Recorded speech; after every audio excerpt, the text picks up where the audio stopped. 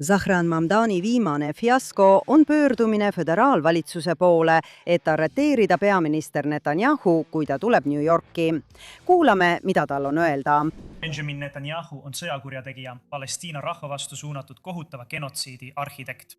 Ta vastutab enam kui 73 000 inimese tapmise eest, kümnete tuhandete laste sandistamise eest, samal ajal kui meie, ameeriklastena, maksame nende pommide eest, mis tapmist põhjustavad. On põhjus, miks rahvusvaheline kriminaalkohus andis välja tema vahistamismääruse. Inimestena oleme põlvkondade jooksul loonud ühise arusaama, et on kuritegusid, mis on nii tõsised, et need solvuvad kogu inimkonda.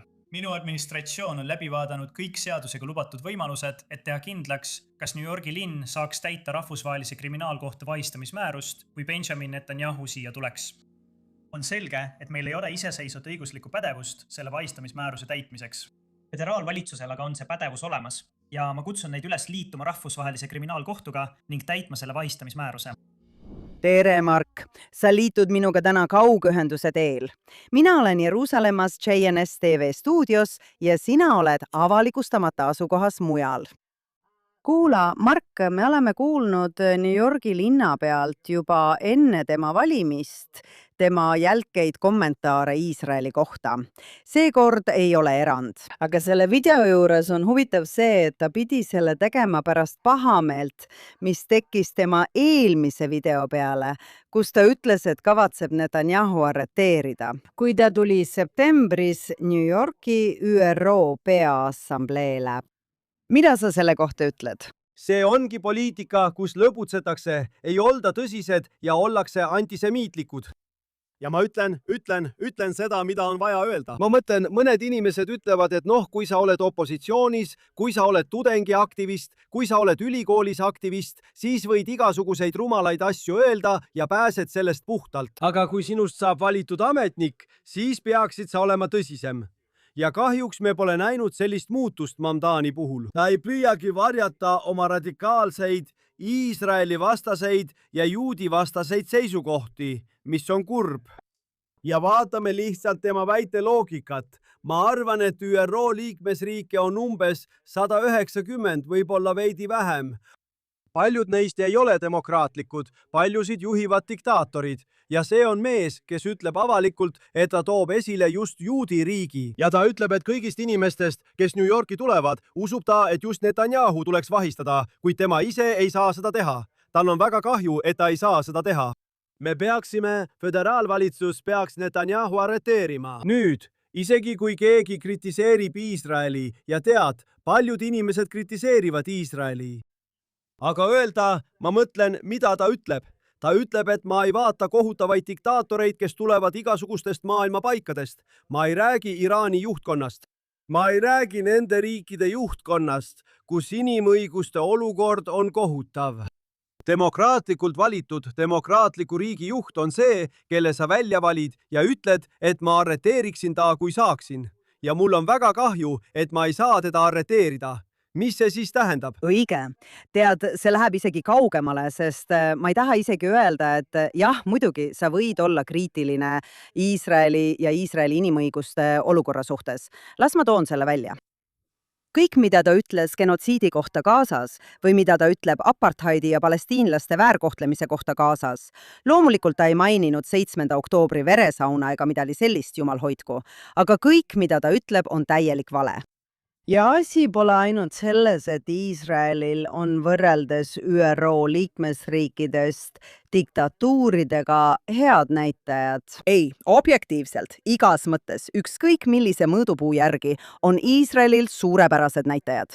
Ja Iisraeli sõdurid satuvad ohtu just seetõttu, et neil on linnalahingutes nii hea maine ning nad hoolivad nii palju tsiviilohvrite vältimisest. Seda on öelnud kõik sõjalised eksperdid ja nii edasi. Aga veel üks punkt on see, et ei Iisrael ega Ameerika Ühendriigid ei ole rahvusvahelise kriminaalkohtu osalisriigid.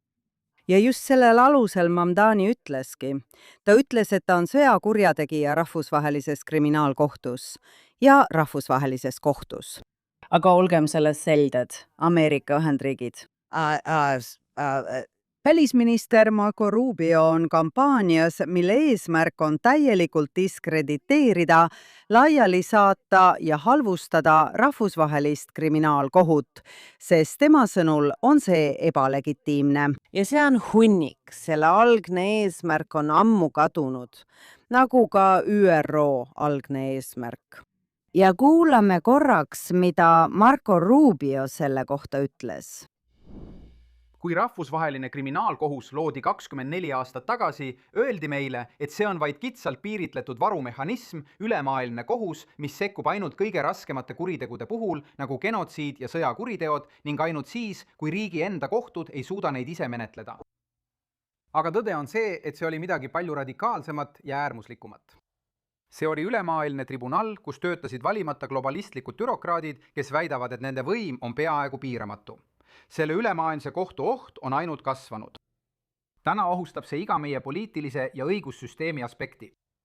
Piirivalveametnikud eemaldavad vägivaldseid kurjategijaid meie riigist. Ameerika merejalaväelased riskivad oma eluga, et kaitsta meie kodumaad. Prokuröörid töötavad selle nimel, et nurjata terroristlikke vandenõusid, mille eesmärk on rünnata ja tappa ameeriklasi. Kui me jääme tegevusetuks, oleksid nad kõik tuhandete kilomeetrite kaugusel asuvate välisriikide kohtunike meelevallas, pidevas süüdistuse ja isegi vangistuse ohus lihtsalt selle eest, et nad kaitsevad oma enda riiki. Ameerika rahvas pole kunagi sellega nõustunud ega nõustu ka tulevikus. Olgu, siin on tohutu kontrast New Yorgi linnapea vahel. Muide, see on kõige juudi rohkem linn kogu maailmas peale Iisraeli linnade. Ja tõsiasi, et ta üldse valiti, on muidugi šokeeriv. Aga nagu sa ütlesid, ta ei varja seda. Ma mõtlen, see on ainus hea asi Mamdani kohta, mida võiks öelda. Ta ei tee saladust oma avalikust antisemitismist.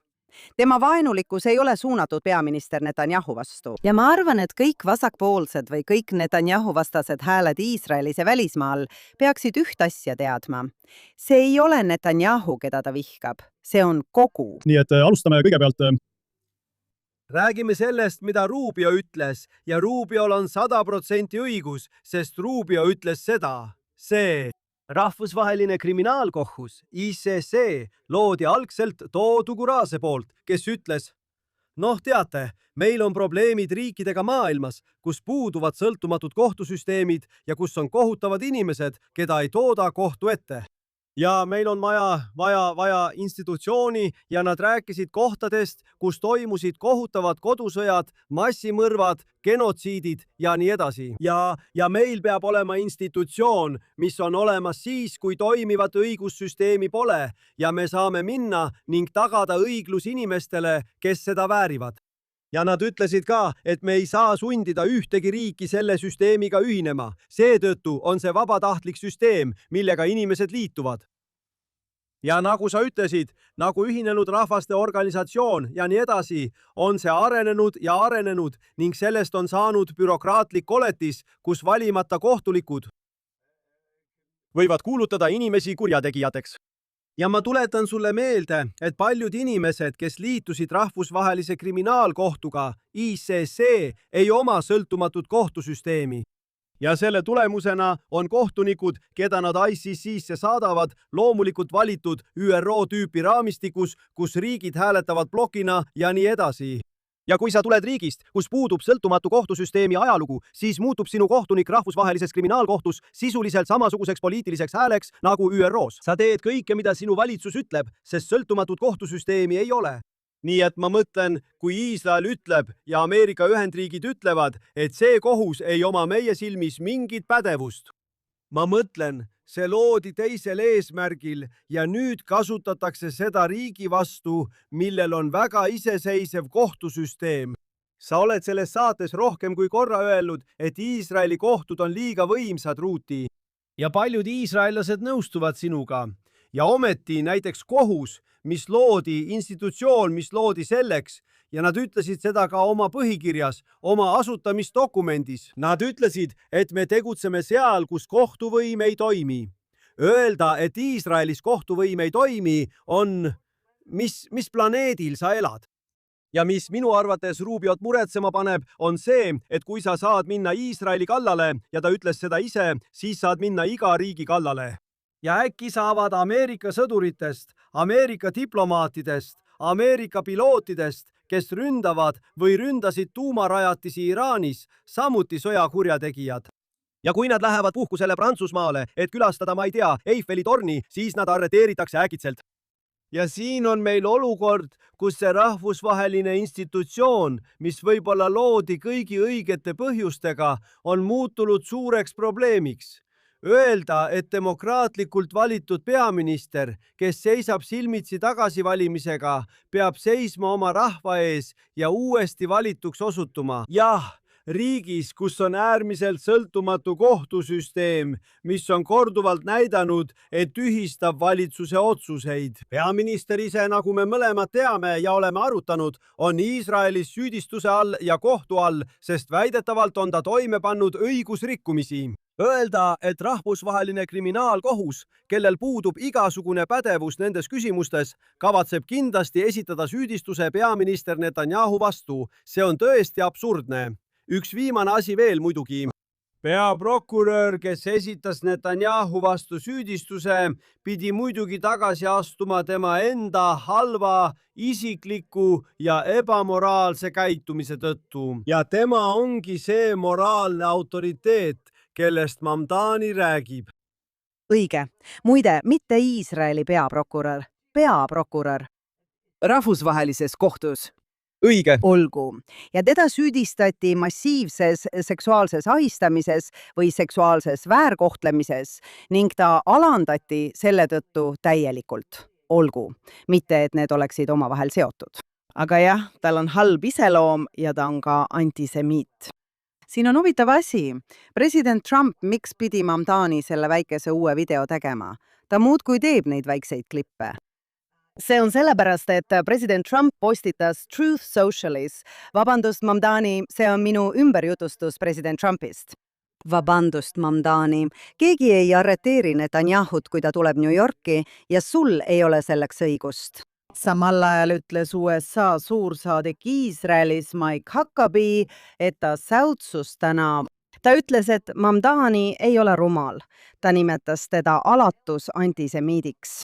Ja ta ütles ka, et kui keegi peaks arreteeritama, siis on see Mamdani õhutamise eest. Ja tead midagi? See pole nali, sest paar päeva tagasi, kui kogu see segadus käis, Manhattanil Greenwich Village'is põletas grupp inimesi Iisraeli lippu, juubeldades päisepäeva ajal maailma kõige juudirohkemas linnas peale Iisraeli. Vaatame seda. Ma lihtsalt ütlen, et Ameerika Ühendriigid, valitsus, föderaalvalitsus ei ole Mamdani poolel selles küsimuses. See on selge, aga ma ütlen sulle, mis mind häirib, Ruuti. Mamdani on, tead küll, see, kes ta on, ja tead küll, Iisraeli vastane, äärmusvasakpoolne antisemiit. Olgu. Ja mis mind muretsema paneb, on tema mõju kogu demokraatlikus parteis. Ja mida see ütleb USA ja Iisraeli suhete tuleviku kohta? Sest tead, iga paari aasta tagant vahetub Valget Maja kontrolliv isik. Ja see võib juhtuda juba novembris esindajate kojas. Demokraadid võivad võimu üle võtta. Ja ma ütlen sulle, mis minu jaoks on kõige kõnekam ja murettekitavam. Kõik need nimed, millest räägitakse, ja kui on mõni nimi, millest ma ei tea, siis vabandan. Aga näiteks California kuberner, New Yorgi linnapea, Marylandi senaator, kõik need inimesed, kellest on räägitud, et nad võivad presidendiks kandideerida. Neil on ettevalmistavad komiteed, kuidas neid Ameerikas nimetataksegi. Nad pole ametlikult teatanud, aga on hakanud raha koguma. Praegu näib demokraatlikus parteis olevat nii, sest demokraatlike eelvalimiste hääletajad, jah, ja need Mamdani tüüpi inimesed, kes lähevad ja hääletavad väga aktiivselt demokraatlike eelvalimiste ajal. Sa pead avalikult distantseeruma USA ja Iisraeli suhetest, kui tahad loota võidule. Vähemalt nii nad arvavad. California kuberner ütles, et me peame, ma räägin jälle mälu järgi, aga me peame ümber mõtlema suhted Iisraeliga ja Marylandi senaator Van Holland ütles ka midagi selle kohta. me pidime samal päeval ründama Netanyahut ja Iisraeli valitsust. ma arvan, et see oli siis, kui ta teatas, et loob oma ettevalmistava komitee. Chicago linnapea peab tulema Iisraeli ja ütlema, et toetuse puudumine on täielikult Iisraeli süü. see on Netanyahu ja tema valitsus ja nemad viivad Iisraeli valesse suunda.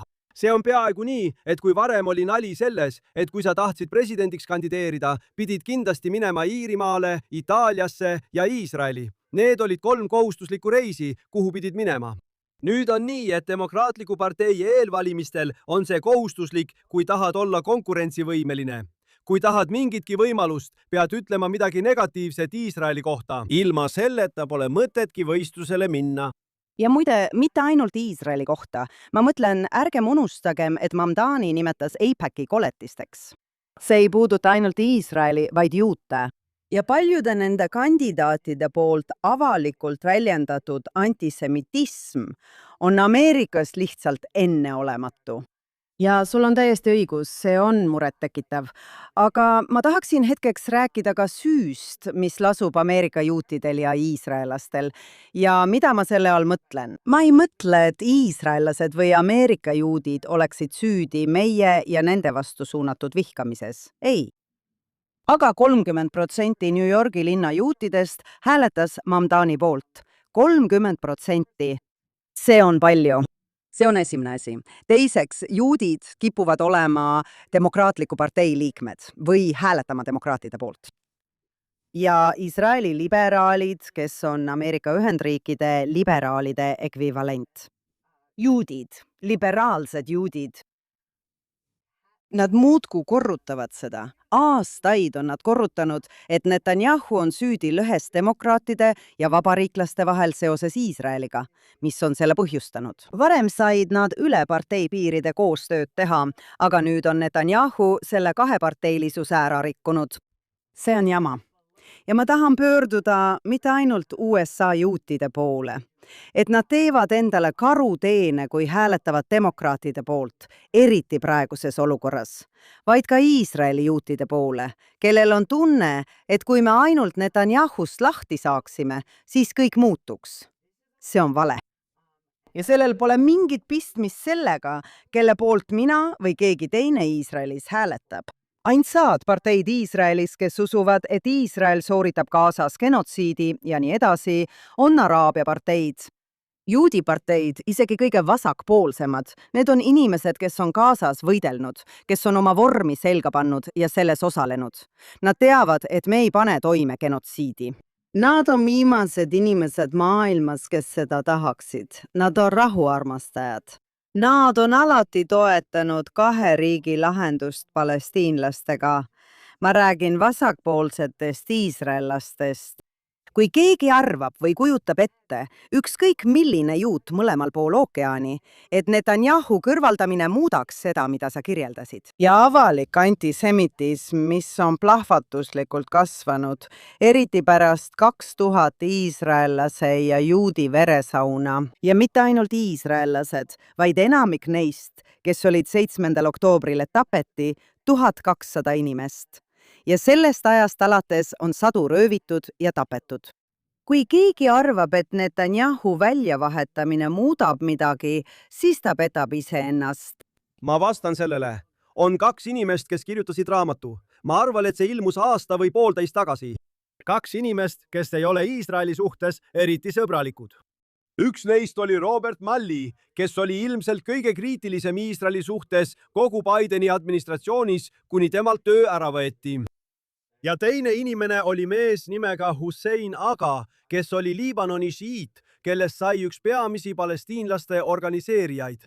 Ja nad ei kirjuta seda mitte sionismi toetuseks, hoidku jumal selle eest, vaid ütlevad, et on müüt arvata, et kui Netanyahu lahkub, siis kõik muu loksub paika, eks? Nad arvavad, et see on liiga lihtne. See ei ole tõsi, ütlevad nad. Ja taas kord, nad lähenevad kriitilisest vaatenurgast. Kõik need inimesed, kes arvavad, et Netanyahu kaob äkitselt ja kõik saab korda, et me oleme tagasi seal, kust olime vanadel headel aegadel, see on müüt. See on müüt. seda ei ütle ainult Mark Regav, vaid ka Robert Malli. Malli on Hussein Aga. Aga ma tahan teha laiemat tähelepanekut. Ma olin Iisraeli suursaadik Ühendkuningriigis, kui ma veel töötasin valitsuse heaks. Ja siis tuli korbinism ning tööpartei vasaktiib oli raevukalt sionismi vastane ja nagu enamik inimesi ütleks, ka antisemiitlik ja seda näeb üle kogu Euroopa. Prantsusmaal, Itaalias vasakpoolsed parteid, progressiivne vasakpoolsus, radikaalne vasakpoolsus kipuvad olema Palestiina-meelsed, Iisraeli vastased, antisemiitlikud, olenevalt sellest, kus täpsemalt. Mõned on rohkem antisemiitlikud, teised on lihtsalt väga kriitilised Iisraeli suhtes. Seal on olemas spekter, aga nad ei ole sõbrad. Ja Palestiina küsimusest on saanud ülemaailmse vasakpoolsuse lipp. Ja eeldada, et see juhtuks Kanadas, Austraalias, Suurbritannias, Prantsusmaal ja Itaalias, aga ei juhtuks Ameerikas, kui tegemist on ülemaailmse nähtusega, on naeruväärne. Ma mõtlen inimesed, kui nad süüdistavad Netanyahut ja Netanyahut võib tõesti paljudes asjades süüdistada, siis tavaliselt viidatakse sellele kuulsale 2015. aasta kõnele, kui ta esines kongressis. Ta kutsuti sinna vabariiklase spiikri poolt ja ta rääkis vastu Obama lepingule Iraaniga. Ja teda süüdistati poliitiliste mängude mängimises ja kaheparteilise suhte ohtu seadmises ja nii edasi. Aga Suurbritannias ei olnud kunagi sellist kõnet. Austraalias ei olnud kunagi sellist kõnet. Kanadas ei olnud kunagi sellist kõnet. Prantsusmaal ei olnud kunagi sellist kõnet. Teisisõnu, jõud, ideoloogia, uus Iisraeli vastasus, antisemitism vasakpoolsuses, see on ülemaailmne nähtus. Kui arvata, et see on tingitud mingist konkreetsest Netanyahu tegevusest, siis pead endalt küsima, miks see toimub kõikjal. Ja kuidagi on Palestiina küsimusest, Palestiina võitlusest saanud radikaalse vasakpoolsuse püha kraal. Aga enne kui ma sulle mikrofoni tagasi annan, Ruthi, ärgem unustagem, et see ei ole ainult radikaalne vasakpoolsus. Meil on inimesi ka populistlikul parempoolsel tiival. Ma mõtlen, et kõige kuulsam on ilmselt Tucker Carlson ja tema kaaslased. Inimesed nagu tema, kellel on sõna otseses mõttes miljoneid kuulajaid nende taskuhäälingutes, saadetes ja nii edasi. Parempoolsed, kes on, tead, kui vasakpoolne antisemitism näeb juute kui kohutavaid kapitaliste, imperialiste ja kolonialiste, siis radikaalne parem ei salli meid lihtsalt muudel põhjustel. Sul on täiesti õigus ja huvitav on märkida, et Tucker Carlson teatas, et lahkub vabariiklikust parteist. Ma mõtlen, et ta ei kuulu enam sinna. Ja muide, me näeme seda ka demokraatlikus parteis, kus näiteks Alan Dershowitz ütleb, et ta ei ole enam demokraat. On inimesi, kes on oma parteipoliitikast tüdinenud. Partei, millega nad on aastakümneid seotud olnud. Ja nad hülgavad selle nende poliitika tõttu.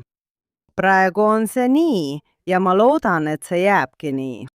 Parempoolsed kroiperid, kes vihkavad juute ja Iisraeli ning süüdistavad Iisraeli igasugustes sõjakuritegudes, see on hobuseraua efekt. Nad on nii kaugele jõudnud, et nende seisukohad on peaaegu identsed äärmusvasakpoolsete omadega, mis on üsna irooniline, arvestades, kui väga nad vasakpoolseid vihkavad. Või vähemalt vihkasid.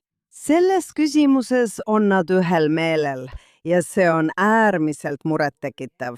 Aga hetkel on see siiski vasakpoolsete seas palju levinum. On küll, neid on palju rohkem. Ja sul on õigus öelda, et miks me arvasime, et kui see juhtus kogu Euroopas, siis see ei võiks juhtuda Ameerikas. Sellel oli põhjus, miks me nii arvasime. Ameerika on traditsiooniliselt olnud. See ei tähenda, et Ameerikas poleks kunagi olnud antisemitismi. Ja ei tähenda, et Ameerikas poleks kunagi olnud rassismi. Aga Ameerika on alati püüdnud sellest üle olla ja neid ühiskonnapahesid parandada ning on sellega kuradima hästi hakkama saanud. Ja see hõlmab ka juutide kaasamist akadeemiasse ja kõikidesse elukutsetesse ja nii edasi. Ja nii oli see juutidele väga soe kodu väga pikka aega. Ja jällegi, iroonilisel kombel on juudid sageli ise vastutavad selle eest, et võimule saavad inimesed, kes neid vihkavad. Ma ei oska seda seletada. Me võiksime sellest päevade kaupa rääkida, Aga ma pean ütlema, et on oluline rõhutada, et just juudid on igas mõttes kõige avatumad rahule ja absurdsetesse ideedesse, äärmusvasakpoolsetesse vaadetesse kõige kohta ning ohvritega samastumisse, näiteks palestiinlaste ja Gazas tegutseva Hamasiga.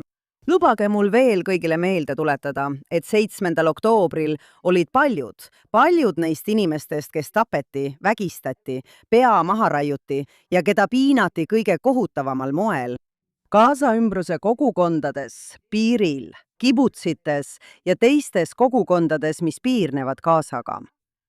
Need olid inimesed, kes olid kogu oma elu pühendanud Gaza elanike aitamisele, toonud neid haiglatesse. Nad andsid neile tööd, said nendega sõpradeks, sest nad olid inimesed, aga lõpuks ei omanud see tähtsust. See on nagu holokausti ajal need head juudid, nagu ma ütlen jutumärkides. Need, kes ütlesid, et meie ei ole nagu need, teate küll, ma ei tea, juudid nende naljakate kõrvalokkidega. Me kuulame maalerit, me oleme haritud ja peened ning me oleme head sakslased. See ei tähendanud midagi. Nad viidi Auschwitzi täpselt nagu kõik teisedki. Seda tuleb lihtsalt rõhutada. Sest kui keegi nagu Mamdani tuleb sellele kohale New Yorgis, siis sa saad aru. Ja ma ei ütle, et asi on ainult selles. Ma ei ütle, et kõik juudid New Yorgis hääletasid tema poolt, ega ka seda, et kogu New York on juudi linn. See ei ole nii. Aga see on väga juudipärase kultuuriga linn. On ilmselge, et demograafia muutub ja nii edasi, aga see on kultuuriliselt ja sotsioloogiliselt väga juudipärane. Ja kui selline alatu inimene juhib seda linna, siis ma arvan, et juudid peavad tõesti endasse vaatama ja järele mõtlema. Ja muide praegu, täna õhtul, kui me seda salvestame, on kolmapäev, 22. juuli. Täna õhtul algab Tisha B'Avi paast, mis on mälestuspäev. See on kurb mälestus pühade templite hävitamisest ja juudid peavad paastu.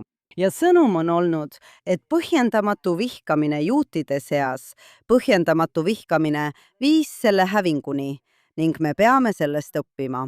Ma pean midagi ütlema ja ma tean, et see on vastuoluline, eriti usklike juutide seas. Ma ei pea oma viha nende juutide vastu, kes toetavad kedagi nagu Mamdani või kes vihkavad Iisraeli või süüdistavad Netanyahut kõiges halvas, põhjendamatuks. Ma ei pea oma viha nende vastu alusetuks.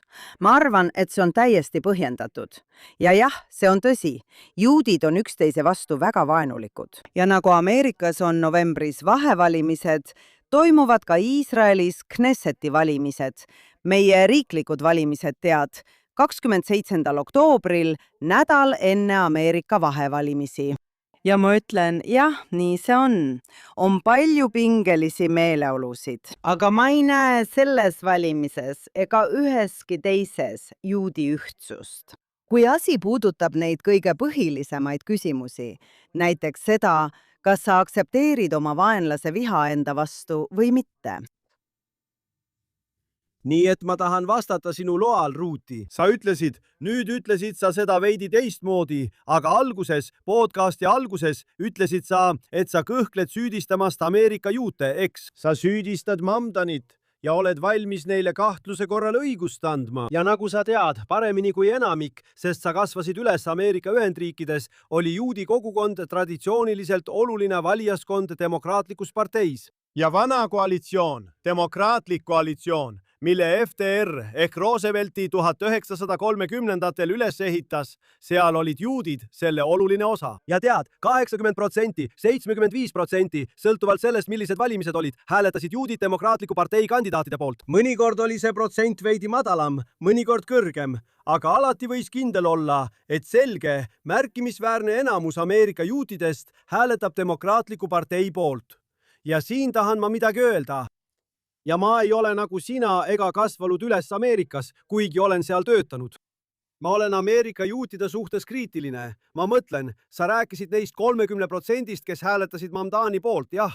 Aga kui ma võin kasutada oma kogemust ajast, mil olin suursaadik Ühendkuningriigis, kui Corbyn juhtis tööparteid. Jah, olid juudid, kes ütlesid, et see ei ole enam minu partei see.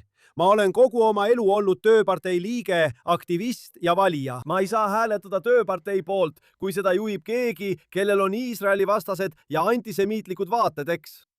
Ja ma arvan, et kui juudi kogukond Ameerika Ühendriikides, siis kas see jällegi tundub, et demokraatliku partei eelvalimistel on sissepääsupiletiks see, et sa pead kõigepealt hukka mõistma Iisraeli valitsuse, ütlema, et sa vihkad valitsust. Sa pead ümber hindama USA ja Iisraeli suhteid. Kõik see on demokraatide poliitikas edu saavutamiseks hädavajalik.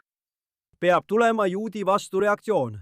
Ja kui olulist juudi vastureaktsiooni ei tule, kas eelvalimistel või üldvalimistel, siis ma arvan, et see on mürkuse märk. See on, nagu sa enne ütlesid. See on nagu need toredad saksa juudid, kes ütlevad, et me lugesime Schillerit ja võitlesime esimeses maailmasõjas keisri eest ning oleme patriootlikud sakslased ja mida see noor Austria kapral Saksamaa kohta üldse teab. Meie teame Saksamaa kohta rohkem, aga nad petavad iseennast. Ja ma arvan, et Ameerika juudid, jälle, ma ei taha neile jutlust pidada ega loengut anda, aga ma arvan, et see on mingil määral tõehetk. Ja me näeme, kuidas see kujuneb, aga ma tahtsin sinu arvamusega koos häid uudiseid jagada ja minu kella järgi hakkab meie taskuhääling lõppema, aga ma tahan midagi öelda. Ma olen seda vist korra varemgi öelnud siin taskuhäälingus. Aga ma arvan, et täna, kui on Tisha B'Av, juutide paastupäev täna õhtul, ja arvestades seda poliitilist antisemitismi, mida me üle maailma näeme, ja kahjuks ka Ameerikas. Sest võib-olla me arvasime, et Ameerika on immuunne sellise viha suhtes, mida me nägime Euroopas ja mujal tõusmas, jah. Oli uskumus, et Ameerika on teistsugune, et Ameerikas selliseid nähtusi ei esine. Noh, Mamdani on meile näidanud, et see lihtsalt ei vasta tõele. Aga ma ütlen järgmist. Sa võid olla väga masendunud ja väga pettunud. Ja sa võid öelda, et mõned asjad ei muutu. Antisemitism on jõuliselt tagasi tulnud ja inimestele ei meeldi juudid. Ja mõnikord on see poliitiline antisemitism, nagu härra Mamdani puhul. Ja mõnikord on see tappev, jõhker antisemitism, nagu me nägime minu sünnimaal. Mõrvad Bondi Beachil, kus 2 äärmuslast tulistasid maha 15 inimest, jah. Ja kahjuks on need 2 mõnikord omavahel seotud, sest poliitiline antisemiit loob tegelikult katte või õhkkonna vägivaldsele, tapvale antisemiidile, eks? Ja seda tuleb meeles pidada. Ja nagu ma ütlesin, võib see tekitada suurt pettumust ja masendust. Mõned asjad ei muutu. Antisemitism ei muutu. Inimesed vihkavad juute. Mõnikord varjavad nad seda, mõnikord on see varjatum. Ja aeg-ajalt see plahvatab nii, et kõik näevad. Ja täna näeme, et juudi viha on plahvatanud nii, et kõik seda näevad. Kui mõned asjad ei muutu, siis Ruuti midagi väga olulist on muutunud.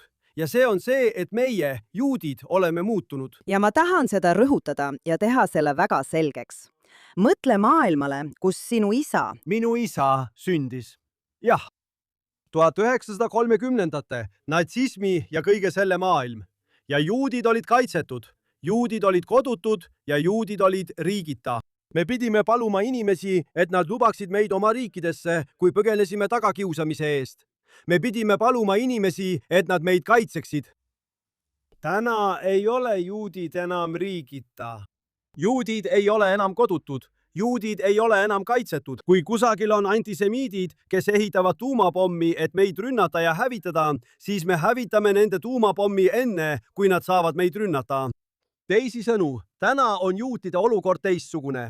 Nii et kui mõned asjad ei muutu, näiteks antisemitism, siis juudid on muutunud. Me oleme tugevad, meil on sõjavägi, meie noored mehed ja naised teenivad sõjaväes, et kaitsta juudi rahvast, kaitsta juudi riiki. Ja nii võivad maailma mamdanid rääkida oma antisemiitliku jama. Nad võivad pidada oma tiraade, kuid juudid ei ole enam ohvrid. Tänapäeva juudid on tugevad ja võimsad ning suudavad end kaitsta igaühe eest, kes püüab tulla ja meile haiget teha. Selle rõõmsa noodiga, ja ma ei ütle seda sarkastiliselt, Mark, arvan ma, et see on ideaalne viis lõpetada, sest jah, see ongi see uskumatu valgus. Meile meeldib öelda, et me oleme majakas. jah, Iisrael on tõesti majakas ja meil mõlemal on õnn elada siin ning kasvatada oma peresid siin kindlasti. Ruudi, ootan väga, et saaksin järgmisel nädalal sinuga stuudios olla. Ja mina samuti. Ja sellega lõpetamegi. Head aega siis!